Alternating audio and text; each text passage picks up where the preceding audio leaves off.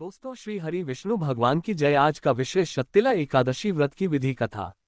इस व्रत को करने के लिए भक्तों को एक दिन पूर्व यानी दशमी तिथि को सात्विक भोजन करना चाहिए।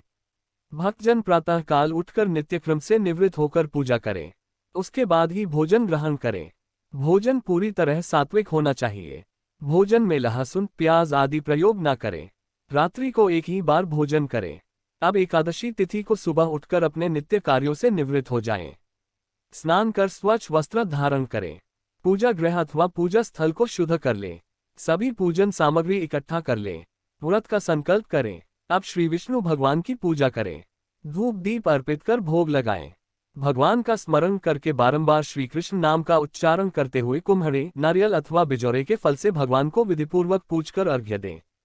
अन्य सामग्रियों के अभाव में 100 सुपारियों के द्वारा भी पूजन और अर्घ्यदान किए जा सकते हैं। शक्तिला एकादशी की कथा सुने अथवा सुनाएं।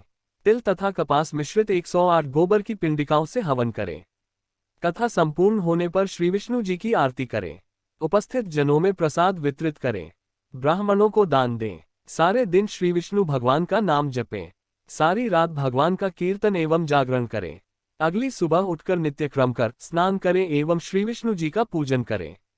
तत्पश्चात भोजन ग्रहण करें। शक्तिला एकादशी व्रत कथा प्रारंभ। पेज 1/5। युधिष्ठिर ने पूछा, जगन्नाथ श्री कृष्ण आदिदेव जगत अपते माघ मास की कृष्ण पक्ष में कौन सी एकादशी होती है?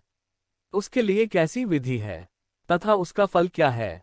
कृपा करके यह सब बताइए। श्री भगवान बोले, नृपश्रेष्ठ सुनो, माघ मास के कृष्ण पक्ष की जो एकादशी है वह शक्तिला के नाम से विख्यात है, जो सब पापों का नाश करने वाली है।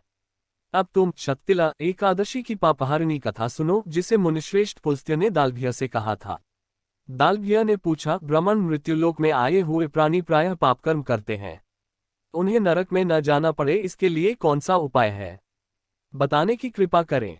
पुलस्त्य जी बोले, महाभाग, तुमने बहुत अच्छी बात पूछी है, बतलाता हूँ।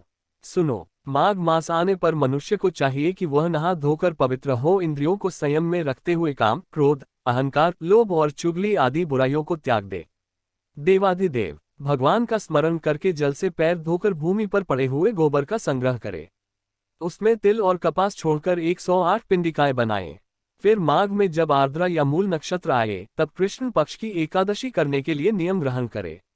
भली भांति स्नान करके पवित्र हो शुद्ध भाव से देवाधिदेव श्री विष्णु की पूजा करे। कोई भूल हो जाने पर श्री कृष्ण का नामोच्चारण करे। रात को जागरण और होम करे। चंदन, अर्गजा, कपूर, नैवेद्य आदि सामग्री से शंख, चक्र और गदा धारण करने वाले देवदेवेश्वर श्रीहरि की पूजा करे। तत्पश्चात भगवान का स्मरण करके बारंबार श्री कृष्ण नाम का उच्चारण करते हुए कुम्हरे, नारियल अथवा बिजौरे के फल से भगवान को विधिपूर्वक पूजकर अर्घ्य दें।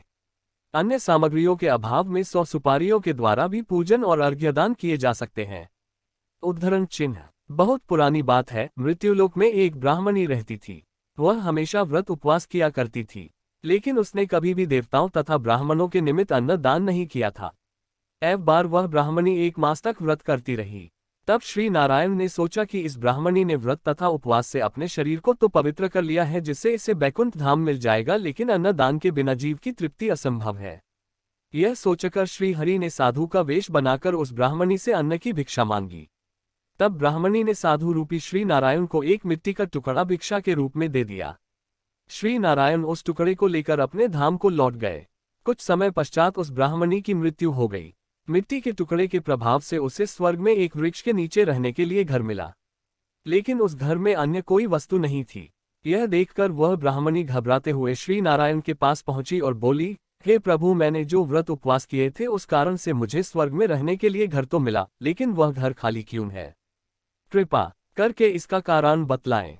तब श्री नारायण ने उस ब्राह्मणी से कहा, तुम अपने घर जाओ। जब देव स्त्रियां तुमसे मिलने आए तब उनसे शक्तिला एकादशी व्रत का विधान तथा महात्म्य पूछना, और जब तक वे तुम्हें विधान न बताए तब तक दरवाजा नहीं खोलना। प्रभु श्री हरि की बातें सुनकर वह ब्राह्मणी अपने घर को लौट आई। जब देव स्त्रियां उससे मिलने आई तो उस ब्राह्मणी ने कहा, हे देव स्त्रियां, आपको मेरा नमस्कार है। यदि आप मुझे देखने आई है तो कृपा करके मुझे शक्तिला एकादशी के व्रत का विधान और महात्म्य बताएं, तभी मैं अपना द्वार खोलूंगी। उद्धरण चिन्ह। उस ब्राह्मणी से ऐसा वचन सुनकर देव स्त्रियों ने कहा, यदि तुम्हारी इच्छा शक्तिला एकादशी के विधान तथा महात्म्य को सुनने की है तो ध्यानपूर्वक सुनो। ऐसा कहकर देव स्त्रियों ने उसे शक्तिला एकादशी के व्रत का विधान महात्म्य सहित उस ब्राह्मणी को सुनाया। उसके बाद उस ब्राह्मणी ने अपना द्वार खोल दिया और सारी देव स्त्रियां उससे मिलकर अपने अपने स्थान को लौट गई। उस ब्राह्मणी ने देव स्त्रियों के कथनानुसार शक्तिला एकादशी का व्रत विधि विधान के साथ किया, जिसके फलस्वरूप उसका घर धन धान्य से भर गया। अतः हे पार्थ, मनुष्यों को शक्तिला एकादशी का उपवास जरूर करना चाहिए। शक्तिला एकादशी व्रत के करने से हर प्रकार के रोगों का नाश होता है और सभी जन्म जन्मांतर के पाप कट जाते हैं। दोस्तों, अगली वीडियो देखने के लिए आप चैनल सब्सक्राइब जरूर करें और लाइक करें और कमेंट करें। बोलो श्री विष्णु भगवान की जय। दोस्तों, श्री हरि विष्णु भगवान की जय। आज का विशेष